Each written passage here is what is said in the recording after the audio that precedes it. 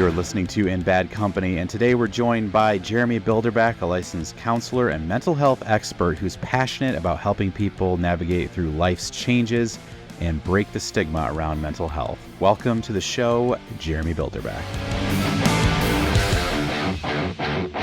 Jeremy Builderback. We've known each other for a long time. Yeah. Do you remember when we met? I think when you were in 9th grade, probably when we met, I took over kind of the small group when you were in 10th grade. Yeah. So, 14 maybe? Yeah. Somewhere in there? Yep. Maybe even earlier. What year did you guys move from Tennessee? 2001. 2001. See, I would have been 11 then. Did you go to New Hope right away? Yeah. So you were, small group leader for our youth group. Yeah. So I probably would have been like 11. Yeah. And how old were you in 2001? What would that be, like 24? Wow. Something like that. Young pops. Yeah. That's cool. So you are, would you describe yourself as a counselor? Is that kind of how you define your job? Yeah. Counselor, mental health therapist. Yeah. What kind of, what brought you originally to counseling? Yeah, I think, part of my original desire to pursue the field was with my own experience in high school with some mental health issues with my mom, et cetera, and some things like that. So went to college originally with a psych major. Felt really disconnected with it though. Kind of pulled back from that, changed majors a little bit, and then, fast forward, through the time, volunteering with youth and stuff like that to then transitioning more into adult work and then feeling that call back to furthering my education in the psychological field. So I think it was really a part of a experience of my childhood in seeing the need for mental health, and then like hands-on kind of contact with working with people and feeling like I have a space for that and needed more resources. So that's why I went back to school to get more resources and then transition into full-time counseling work. So that was really, you were kind of driven that you wanted to know more. That's why you wanted to get more training, I guess. Yeah. I think that's where the relationships I had, the areas of influence that I was part of, I wanted to be more effective in. Yeah. And that's where the desire to learn more, to be more effective in the roles that I already was playing, then opened up opportunities for me to play even more in intentional and deeper roles in people's lives. Yeah. Wow. That's really, I like that a lot. That's such a cool way, because I feel like a lot of people would do for an education to get something, I get necessarily, or Sure. a licensing or something like that, which obviously is something you wanted, but that desire for being more effective is such a unique thing. Right. Yeah. Because it's, I don't think there's necessarily anything wrong with the person choosing a field because they want to be successful in that field and generate, a healthy income for their family and stuff like that. And that can all play a role. But I think that the deeper desire for me was in that effectiveness thing, whether it was volunteer work or professional role. I wanted to be effective in in areas of influence that I had, and that created more areas of influence. Yeah. And you said that you had originally been interested in this field from something from your childhood. Yeah. Is that something you can talk about? Yeah, a little bit, just looking at my mom's journey in her own life and situation with her family and the dysfunctions of her home and some of the abuse and struggles she went through. Of course, that then plays a role in the way she parents and my experience as a child, with a lot of things that she was just trying to figure out on her own because she didn't have a healthy parental, role models or influence, right? So she was guessing her way through in a lot of ways and filtered through a lot of her own trauma. So it was in her journey that kind of overlaps into the journey of her children. And so there's there's emotional wounds and deep pain and struggles of being on the receiving end of a mom trying to survive. And I think that's where my desire for wanting to be effective in my roles, right? Yeah. Because that is repeated over and over again in homes all across the country of trying to survive, parents trying to survive their own traumas, at the same time trying to provide a healthy life for their children the best they can, but without the resources to deal with their own traumas. Sometimes, well, obviously, most of the time, the children are the ones that pay one of the higher costs. Yeah. So that's where my desire for, specifically in couples and family type counseling, to be able to enter into those spaces, to provide mom and dad with some healing resources, and to be able to provide better homes and better environments for their children, whether that's one-on-one with dad or one-on-one with mom or couples, or even in kind of family settings where we're talking with, all parties involved. Yeah. So you saw just that need from your your own life experience. Yeah. Do you hear a lot of, because I think I've known people in my life that are very anti counseling or therapy. Sure. And do you feel like those are people typically that are coming from families that haven't seen that directly? Yeah, I think it can be both sides. It can be kind of a cultural stigma of, I don't need somebody to tell me what to do kind of perspective. And feeling like asking for help is a weakness. So I think there's some stigmas attached to it, but also there's the other side of that is getting or attempting to find help and not getting quality, competent help. So, a person who has a negative experience with therapy, and it's not just the therapy field, everybody has that in whatever arena they ask for help, and they get incompetent help, that turns them off to that. So I think, and then some of that's even still is produced by even just the field's own ability to learn and grow. So, like if we just look at medicine, there's all kinds of crazy things in the early development in the medical field of, like leeches and stuff like that, Yeah. And there's the same thing with the mental health field. So as the mental health field has grown into a more competent field, then I think that reduces some of the stigma and our ability, it adds to our ability to find competent help. I think we've seen a lot of influx of people getting counseling or going to see a therapist. Like, I'm in counseling. I know a lot of people my age are. First off, have you seen that recently, or do you have any kind of thumb on that there has been that influx of people over the? Yeah, and I think that ties into the kind of the previous answer. I don't know if I answered the previous question well, but kind of rolled into this answer, I think. But I think that there's less stigma about asking for help in the broad spectrum, not just in mental health. And a recognition more and more that a second opinion or another perspective can be beneficial. So I think there is an increase, not necessarily in problems, but an increase in a willingness and a desire to not just deal with our problems. I think a lot of our parents' generation and generation before felt like any type of personal problem should stay personal, and we just stuffed it down and tried to deal with it ourselves.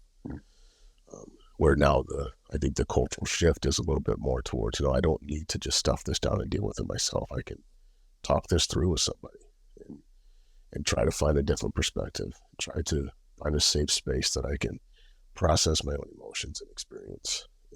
And that's what I think the most benefit is helping a client find that space to process their own thoughts and emotions. And that's where a lot of the solutions come from, is in that verbal processing.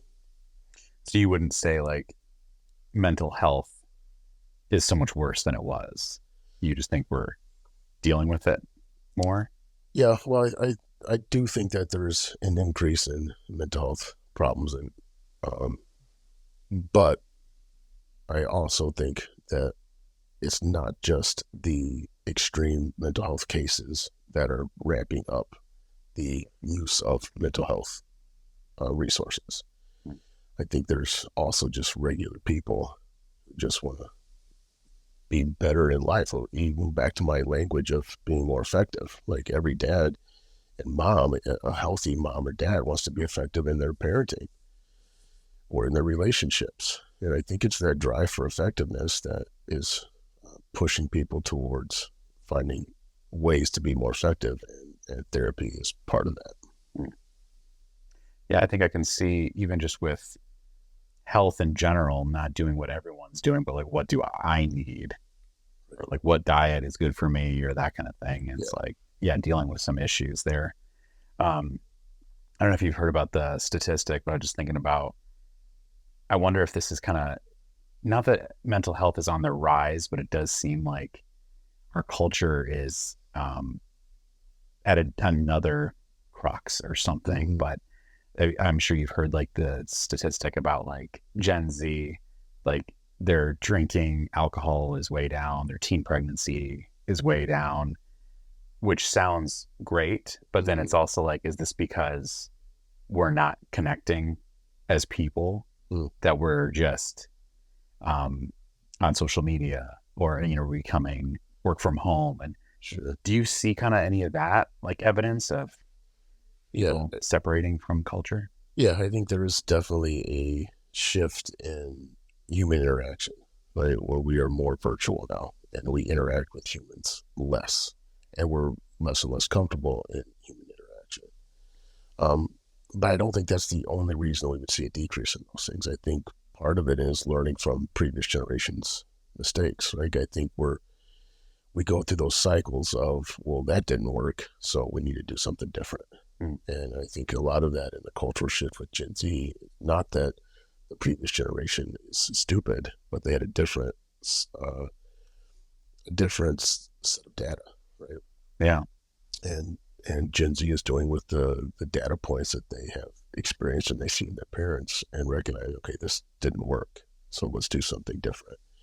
So hopefully that's a shift in perspective where we're recognizing that addiction and alcohol abuse and drug abuse and you know, licentious living with multiple partners and all that type of stuff. Like, hey, this isn't playing out well. This didn't play out well for my parents. It didn't play out for me, and the consequences of that lifestyle that my parents may have lived. So I think there's a component of that in there as well. I wonder too, I've seen a lot of people in my friend group not get married, or get married later, or like have kids later.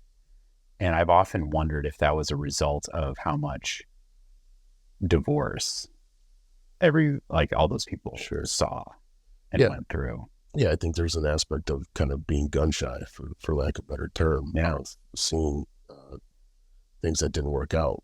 But I think we're starting to see and starting to realize the commitment is not the problem. It's the self-focus that's the problem. Yeah. So it's not a matter of how old I was when I made a commitment, but it is, do I have a desire to keep those commitments? Or is it a self-focused mindset? You know, the way I talk about it is with the two terms of consumer and contributor. Do I have a mindset that I'm a contributor to my environment, or is my mindset that my environment exists to contribute to me, but I'm a consumer of it? So when we look at how that affects relationships, if I'm going into a relationship with a consumer mindset, I'm going to be disappointed. If I'm going with a contribution mindset, then I'm committed to something different than my own experience or my own happiness. And so I think that's where, you know, the shift happens. So that is directly relational to our children's cultural experience. So if they're raised in homes where they have opportunities to contribute, their mindset is different earlier. If we're raised in homes of just a consumer mindset, that mindset's harder to change. So, and then that is when we're making decisions to commit to a relationship that changes that time frame. Yeah. I guess I even see that too as like in my own development, I guess you'd say, is that hesitancy of making huge decisions Yeah. seems so catastrophic. And I wonder where that like comes from. Like why, as our country like grew and expanded was an explorers, but then I'm freaking out because I couldn't pick the right college. Yeah. You know? Yeah. I think again, I think that's a cultural shift because, earlier generations say, my grandparents or even previous, they had to take risk and they were comfortable with taking risks and they pushed through and they had to achieve and kind of a sense of conquest in a way. Where I think we kind of shifted in the 80s and 90s to protecting our kids from risk. And so we started raising kids who were protected from risk rather than encouraged to take risks. So then that produces, a generation of kids who are less confident in their decision making because they haven't faced risk. And that doesn't mean that we put our kids in huge, big, risky scenarios, but we need to allow kids to make decisions in a way that they can feel the natural consequences of those decisions rather than trying to protect them from all of the consequences. And of course, there's boundaries and there's more to that conversation. It's not that simple. But. Yeah. How do you do that with your kids to give them room to an encouragement to explore? Sure. I think that's a lot of that's in conversation. When a child wants to do something, say, a toddler wants to build a ramp or something to go over with this little tricycle or something, right? It's kind of talking through, like, here's what can happen. Yeah. And helping them see the risks, but allowing them to try that way. We can put a helmet on them for sure, right? We don't want them to get hurt. But helping talk through scenarios, whatever that is, at whatever age appropriate kind of things that they're looking at, even, financially as a teenager wanting to buy a car, like, and talking about the risks and the rewards, sharing the concerns that we may have in our experience and wisdom as parents, but allowing our kids ultimately to make some of those decisions on their own. And when some of those decisions don't go the way that they hoped, then we're there to continue to talk them through that. It's not an I told you so thing, but they're coming to the conversation with, yep, you were right. Or, yeah, I see why this happened, right? They're processing things differently from a perspective of cause and effect. But being allowed, even encouraged to go try to make things happen that they want to happen. And we can't protect them from failure. We can't protect ourselves from failure. But a society that continues to be innovative is a society that continues to take risks. And you'd be more on the side basically of have them make some of those choices on their own and see consequences while they're still at home. Sure. In a more safer environment, right, or a place where you can easily see it. Yeah.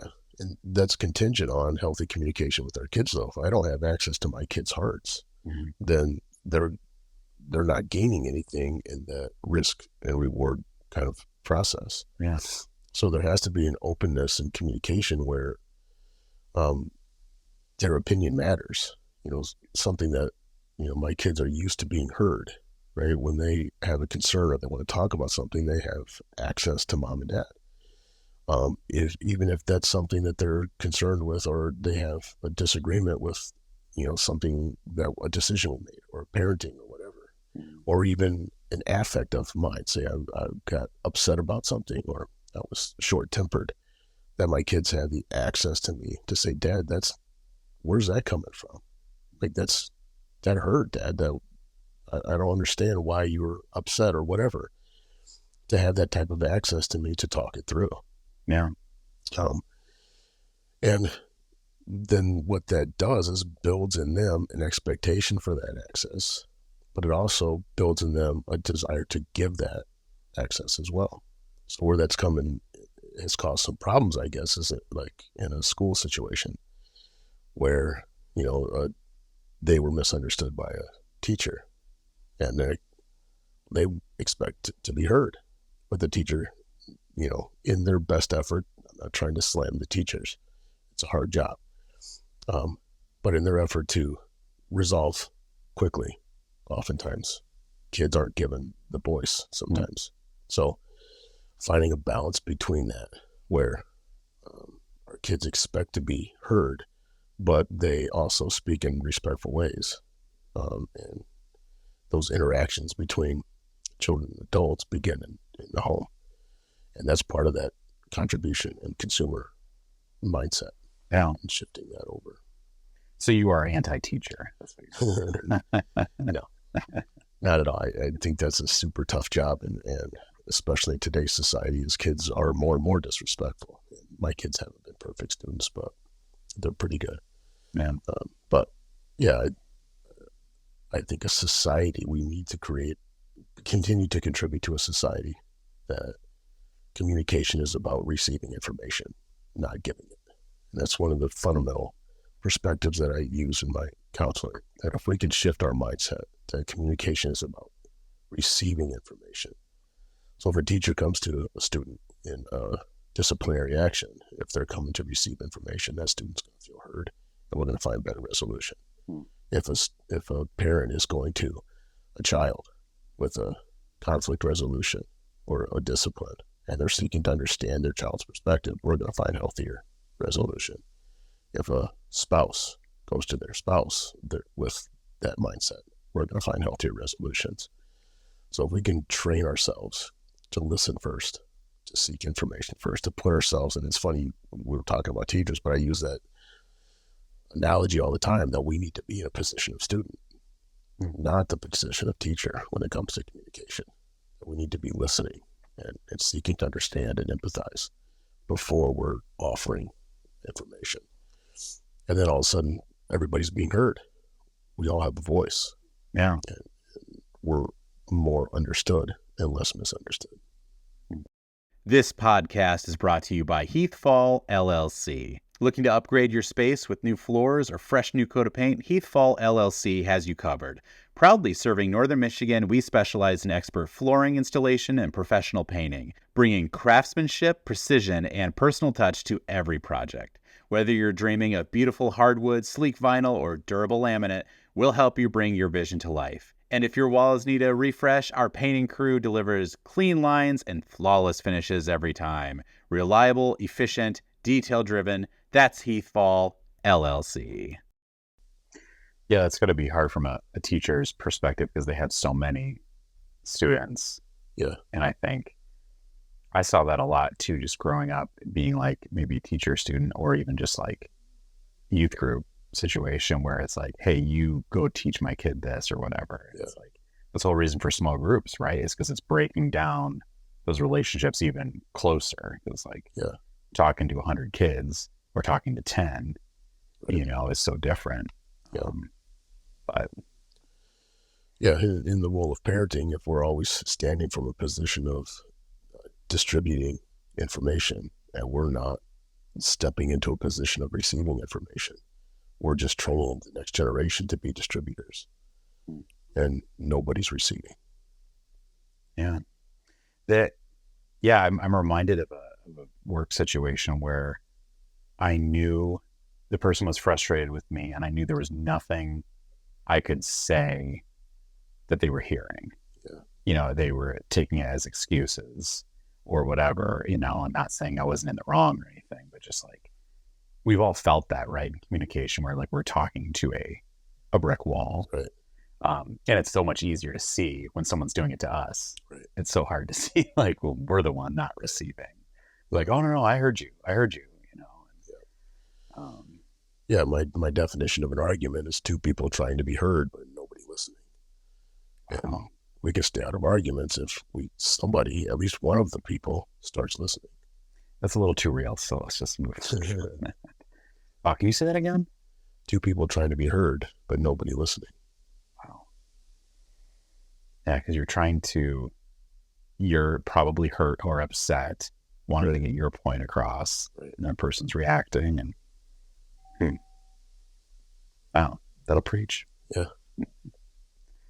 I'm going to say this question as a person who's pro counseling, but do you think we talk about our problems too much? I don't think so. And that's kind of an unfair question in a way, because I think that it's not the quantity, it's the quality of those conversations. Whoa. Okay. And so if we're talking about our problems all the time, we can come across as needy or whatever, just complaining. Mm-hmm. But if we're actually having quality conversations, and how I would measure that in this context is, do I want to change? Do I want to learn and grow? So a quality conversation is coming from a perspective of, I want growth and change. Like, I want to hear what I'm doing wrong. If we're just complaining about talking about our problems all the time just to get it off our chest and vent, then perhaps, yes, we may be doing that too often. But if I'm having conversation, even in my own family unit, if I'm struggling and I go to my wife or my kids, and I'll use the phrase, what was your experience of me? If we have a conflict, I'll go to them and say, what was your experience of me in that conflict? Or Dad was kind of frustrated on the way to drop you off at softball practice or whatever. What was your experience? So what that does is put me in a position of, I want feedback. I want to know. I want to give my family the access to show me, to reflect to me how they experienced me. So in that way, talking about our problems, and I think that's what therapy is, right? That's a person who's coming to talk about, I want to see, I want you to be a mirror to reflect back to me my affect and how I behave and act and how people view me, because I want to change it. I want to grow. So talking about our problems in the vein of wanting to learn and grow, I don't think we do that enough. Talking about my problems in a way of complaining and just wanting sympathy or pity, I think we do that. We're born doing that. We don't need any more practice at that. Yeah. Asking for feedback. Yeah. Is hard. Sure. Why do you think that is? I think ultimately it's rooted in pride, and I know that can be a big, nasty word, but none of us want to be ineffective, right? Back to that word of effectiveness. None of us want to be ineffective people. So when we are faced with our ineffectiveness, we push back.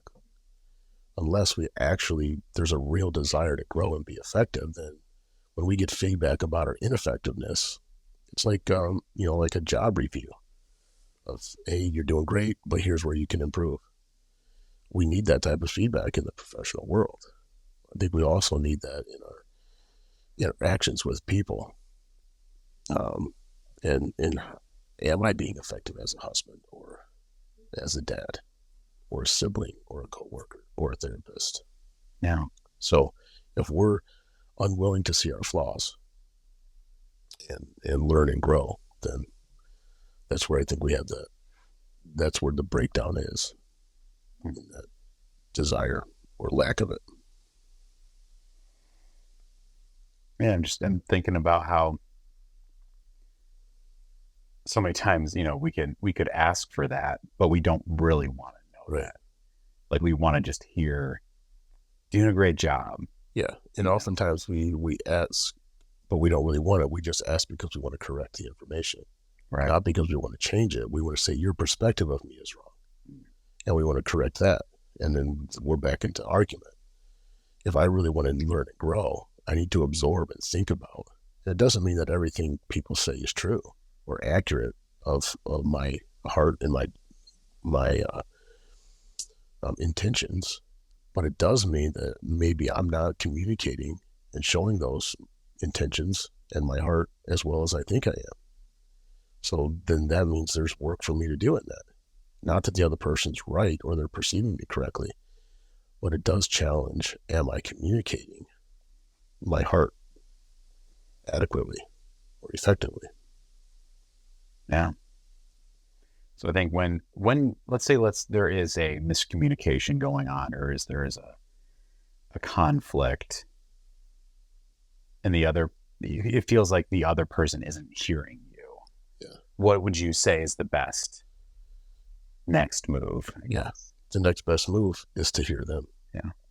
To shut my mouth and listen.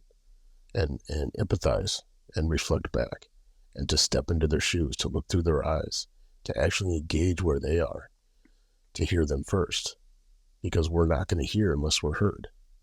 So unless we make a decision to. So in that position, if I'm in conflict and I'm not being heard, the best thing I can do is to shut my mouth and hear. And then that liberates the other person after they're heard to offer an ear and actually listening and seeking to understand. Because that's, I think, the natural result of being understood is a desire to understand. So if I'm first understood, that liberates me. That gives me the ability to seek to understand. If I'm never understood, then I'm always constantly trying to be understood. And again, back to that definition of an argument. I'm just always trying to be understood. My spouse is always trying to be understood. My kids are always trying to be understood. And nobody in the house is listening. So the fruit of understanding is being understood. The opportunity. That seems so crazy. The idea of going into a conversation with conflict is already happening. Yeah. You're like, okay, my goal right now is to understand. Right. It's to listen. Yeah. And something that my wife and I have started trying to practice, and I've been encouraging couples to, is when there's conflict, don't go to that person trying to tell your position, but start with the words of, how are you feeling right now? Just go and say, how are you feeling? And just keep your mouth shut and allow that person to express how they're feeling. And a lot of what they may be feeling is based on, as a result of your behavior, but to just listen to them and be able to validate and empathize with and respond back with things like, yeah, I can see that. That's difficult. I would probably feel the same way. Or things like, I'm sorry that you're going through those emotions, and I'm sorry I contributed to that, and those type of things. Not with explanations of, well, that's not what I meant. That was not what I was trying to do. You shouldn't feel that way. If you would have done this, right? We go into that defensive mode. So I think the difference in conflict is going to the other person and just saying, hey, how are you feeling right now? And then listening, empathizing, validating, and shutting their mouths. Now, instead of trying to correct and fix their emotions, they just need to be heard and understood. And then perhaps the reciprocation would be, thank you for listening to me. How are you feeling right now? Mm-hmm. And man, we're on a way better trajectory towards reconciliation than if we're just both yelling our feelings. Yeah. Because with that definition, I think when we talk about emotional expression, I would say that the majority of our emotional expression is during conflict. So if the majority of our expression is during conflict, which is two people trying to be heard, but nobody listening, I'm expressing myself emotionally, but nobody's hearing me. So I feel more and more misunderstood because the medium in which I'm trying to express my emotions is at a moment where the people I'm trying to express my emotions to are not listening. So that's a dead end. So that's what we got to be able to switch. I mean, obviously human, we all have flaws and we all have struggles, but I just keep thinking of, especially a conversation that's heated, how could that not calm down so quickly if both people are just trying to hear the other person? Yeah. And I know so many times with conflict, I do this too, is I always want to, like, if they could just understand me, right, this wouldn't be an issue. Right. We're trying to fight and talk over each other. Yeah. And they're feeling the same way. Yeah. But what if one of us went into that conversation? What if I could just understand them? Yeah. Yeah. It's hard to lay that down, right? To be like, but I'm right. Yeah. So just put that down. Right. Let me hear, and reassess, like the ability to be like, oh, maybe I'm wrong. Right. Like actually take that into account. Yeah. Do you have any stories from from counseling? Any type of like breakthroughs or anything that's like kind of really stood out to you from your time? Yeah, I guess the most interesting component is how the body is working for our well-being. And then, so I guess I'll put it this way, like our body gives us data about its perception of what's going on. And then we collect that data in our mind, and what do we do with that? So like, I'll say something like an exaggerated startle response, where a person hears a noise, right? And then overreacts to that noise, or sees a bug or whatever, like this kind of exaggerated startle response. Our body's trying to warn us of risk, of danger. So sometimes our body doesn't have because of different reasons, different traumas, all sorts of things, our body doesn't necessarily have the ability to give us all the time, give us accurate data. So we need to take that data. So in that scenario, something small happens that causes this exaggerated startle response, then we can take that data, like thank our body. Well, thanks for trying to help. But dude, that was a little too much. That was more than I needed. That was just a balloon popping, right? And so we can take the data that our body gives us and recognize, so emotions are in there, like all those things, that they aren't necessarily completely accurate, that we have the responsibility in our thinking and processing to interpret that data in a rational, real way. And I think that's a picture of mental health right there, of taking the data, taking the data of my emotions and looking at it from a realistic perspective of saying, you know what, thanks for that, but it's not quite that serious. And working to inform back, like give feedback to our bodies. So as our body's trying to help us, trying to protect us, and the data it gives us, we have a responsibility in our mental health and our thinking to re-inform, to give data back.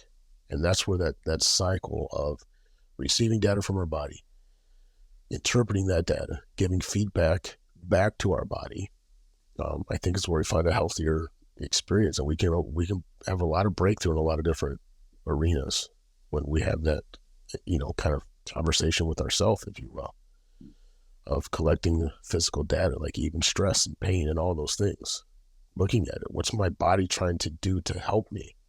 Or I think a lot of times we're stuck in a mindset that my body's working against me, that my emotions are working against me. But trusting our body that it's trying to help, not necessarily that our body's right, but it's trying to help. So that's where that conversation needs to happen within ourselves. And I've seen a lot of breakthrough in those arenas. That's cool. Like, how have you seen, I guess without getting too personal, Yeah. but like, how have you seen those? Yeah, well specifically with that exaggerated startle response, working with a client with that specifically, and how they were able to, one, offer some appreciation to their body, where it became a struggle that they were upset with their body. Like, why do you keep acting this way? Why do you keep doing that? And getting mad at their body for overreacting, rather than appreciating the attempt their body's trying to make, reinforming and finding a balance in that, to where the exaggerated responses started to decrease because their body was being reinformed. And so then the negative experience of our body overreacting, which exasperated all of the phenomenon and the experience. So it was taking control of that, reinforming, and then those exaggerated responses lessened and lessened until they were more helpful than harmful. So it's not about ending those reactions. Yeah. But teaching your body yourself to. Right. It's more than just symptom management. And it's looking at, what am I doing here? And what is my body trying to help me with? I think maybe that's the question of asking ourselves, what's my body trying to help me with here? And then we can determine, is what my body is the information my body giving me reliable and helpful, or do I need to reinform and find that solution? And that's where talking it through often helps. We come in with emotional experiences of stuff, feelings that feel very true and very real, and talking through those and like, okay, what's your body trying to help you with? And is this helping? And if not, we need some reinforming and to find a better solution with the data that we're receiving. With those, those initial struggles with an overreaction to some of those exterior things, have you ever seen them come from something that didn't warrant any response? Or does it always come from an overreaction, I guess, too? Sure. I think all those, it may not warrant a response, but we're getting those responses because of traumas or things that have happened in the past that have built up that reaction to where it's overreacting to something that's less of a threat than what our body was conditioned to previously. So it's a larger conversation, but it is recognizing that our body develops, and we talk about coping mechanisms all the time. Right? We develop coping mechanisms to try to survive our environment, but our environment's changing. So a coping mechanism I may have developed as a child or a teenager is likely not still necessary. A self-protective thing or a way to manage risk. We grow out of some of those, right? So coping mechanisms are not bad in themselves, but they should be temporary. Once they've served their purpose, then we need to be able to reinform and say, hey, I don't need this any longer. And that's where I think that happens, to where we're using those coping mechanisms in situations that are no longer necessary. Yeah. That's cool that you've seen those victories in that area. Like, actually, let's change that. Right. So looking at those things of, why am I this way? Why do I respond to this set of factors this way? Where did I learn that? And then we can say, well, okay, I see where I learned, and I see where it was beneficial to me, where it helped me to survive a specific scenario or season of life. But now that coping mechanism is just causing discomfort and harm. So I recognize why my body did that to help me. Now I can see where, no, I don't need that anymore. That's actually causing dysfunction in my relationship or whatever. And that's where we reinform, like, hey, thanks for the help, but that's not necessary anymore. Yeah. And we need to learn a new pattern. I was thinking about when you said this earlier about letting your kids explore and doing the jumps, like setting up a bike jump or whatever. Yeah.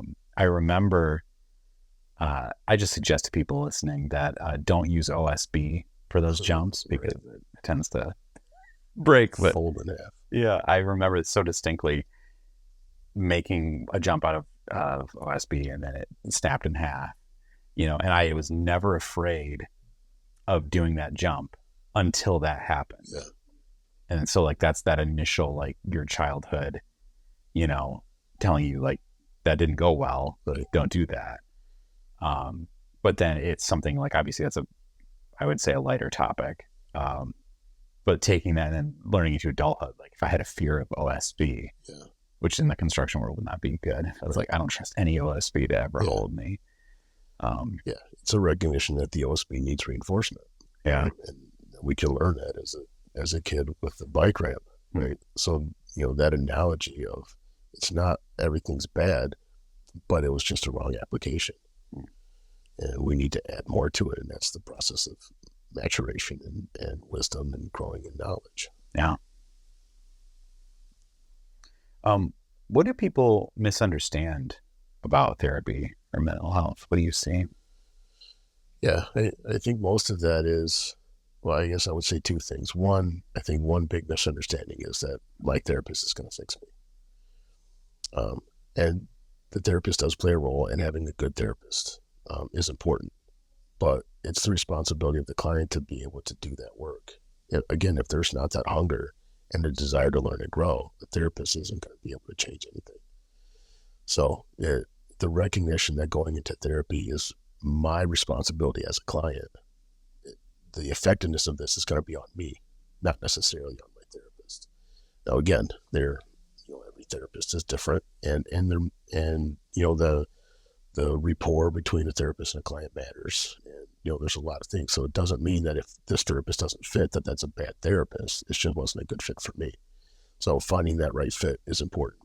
But going in recognizing that the amount of success I'm going to have here is directly relational to the amount of effort I'm willing to put into it as the client.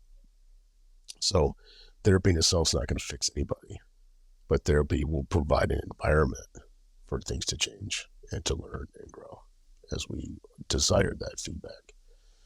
And I think the second thing is that seeing a therapist is a weakness. It's a kind of like a recognition that I am incapable or weak.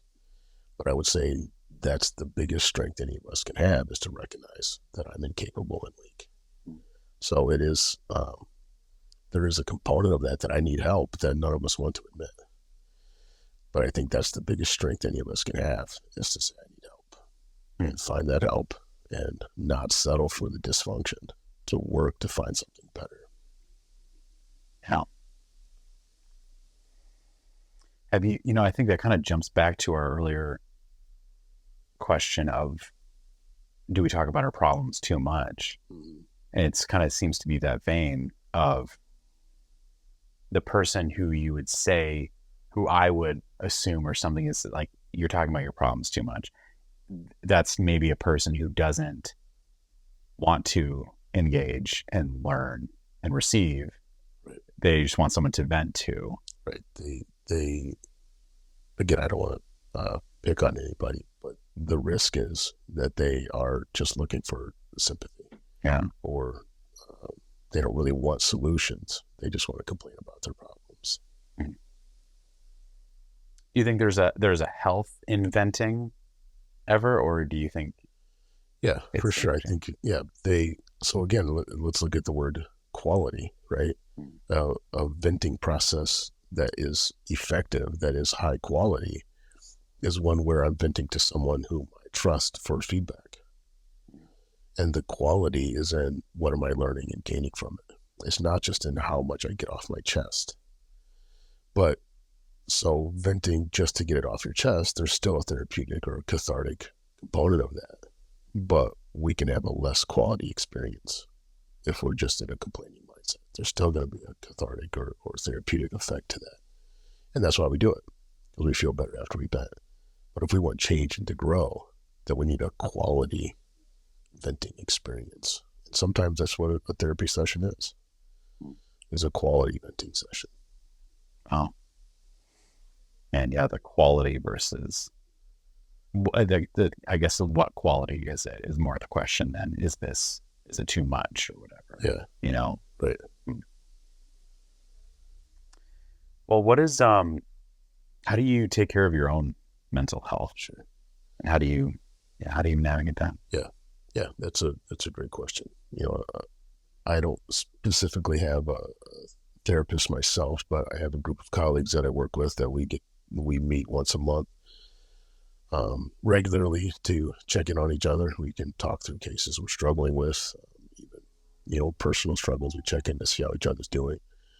At the same time, also leaning on doorways of my colleagues and them leaning on mine, kind of thing of talking through things. So that's one component of it.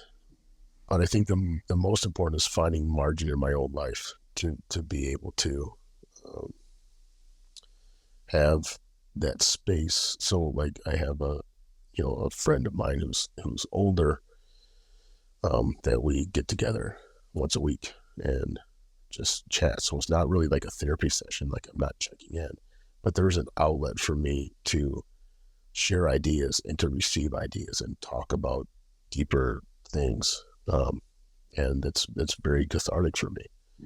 And then I have another friend I've been friends with for a long time, and we try to meet once a week and get lunch.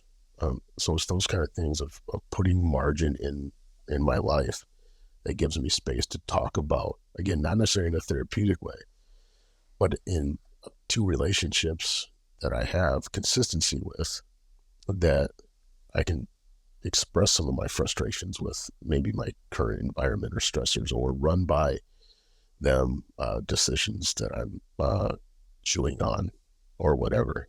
And just having that consistent availability. It's not that I go each week or they come each week with problems to unload on each other, but it's finding a consistency in relationships.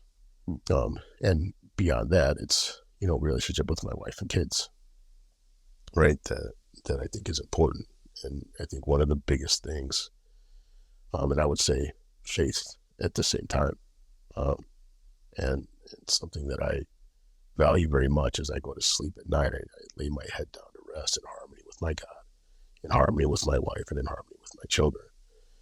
And those are the things that provide the kind of foundational ability to step into other people's struggles and to help them through. So the resources that I have to do that are provided to me by those relationships of family and friends and faith. It's almost, to me, I'd say like you're making sure your cup is full, so people aren't a drain, I guess. Right. You have that accountability, you have fellowship, you have strong relationships. Yeah, because I can't expect my clients to fill my cup. That would be the reverse relationship. Right. So I've got to make sure that the cup's full, or is continuing to be refilled. And those are the environments that fill my cup. I was just picturing you just being like all humdrum with your hands, like, "Hey, Jeremy, what's wrong?" You're like, "Oh, it's been a hard day." Yeah. It's like, and it's funny because there is sometimes a component of that, especially with longer term kind of clients and building a rapport and almost like a friendship kind of thing, where clients often will ask me, "How are you doing today?" And I'll give them a reasonable answer. It's not necessarily a therapy session for me, but there is that reciprocal thing, like we talked about, of being heard. When people feel heard, they want to hear. Yeah. So I think that starts to happen sometimes in healthy therapeutic relationships, where they start to want to hear. They don't just come to that. Because that would probably, that's such a sign of being healthier, right? Is that they're pursuing that as well. That's cool. Yeah. Do you have any advice for someone who's hesitant to try counseling? Yeah, I think the advice would be, first of all, just because you try one and it doesn't fit doesn't mean that it's not good for you. So it's okay to, and I say it all the time with first-time clients, like, if there's not a good fit, there's no hard feelings, right? That if you want to meet with another therapist, and that's perfectly okay. Like, there's no therapist out there, no healthy therapist out there is going to be offended if it's not a good fit. That's just, we want, as the profession, we want clients to be in the right space with the right person at the right time. So don't go into it with the perspective of this, because I vetted these people and this is the one I think is going to work, and I go and it wasn't a good fit, and now I'm discouraged. Just keep trying. So it doesn't have to be a good fit.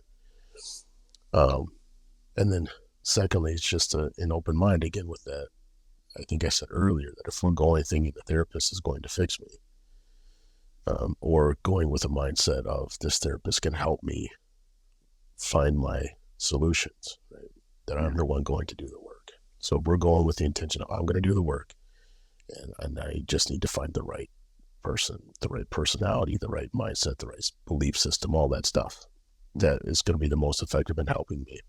Then that's where we're going to find success. So kind of taking the pressure off the front that this has to be the perfect fit first time, and letting yourself just go explore. Yeah, trying new things, new people. Yeah. That's awesome. Well, I do have to say that during our conversation, I got a notification from the Equal Parts Coffee podcast that they released a short. So I thought we'd shout out, because that's your boys' podcast. Yeah. So they had some pretty good feedback on one of their shorts. I think they had a whole bunch, like 13,000 views. Oh, nice. That's pretty cool. Yeah, we'll do a little shout out for them. So it's a coffee podcast. Yeah. they talk coffee, and I know nothing about coffee, so I don't even know what you would talk about with coffee, but it seems to be an awesome podcast, and they're having fun. Yeah, So their personalities are great in the way they work together, because they've been friends their entire lives. Right? Yeah. So babies together and beyond. Yeah. So go check out Equal Parts Coffee podcast. Okay. So my last chaotic question for you, Okay. Jeremy, do you believe in Bigfoot? I really, really want to. Yeah. Tell me about Yeah. I want so badly for that to be true, because I just think it's fun. It's cool. But have I seen any definitive evidence? And it's hard to believe that in our current world of technology, et cetera, that we don't have any definitive proof. And so for that reason, I have a hard time being all in. Yeah. But I really want to be. Yeah. So your heart is in it. You want it. My heart believes, my mind's skeptical. Yeah. I think that's fair. Well, thank you so much for being on and answering questions, and yeah, it was just a great time. It's been great talking with you, and thanks for being on. Yeah, absolutely. Thanks for the opportunity.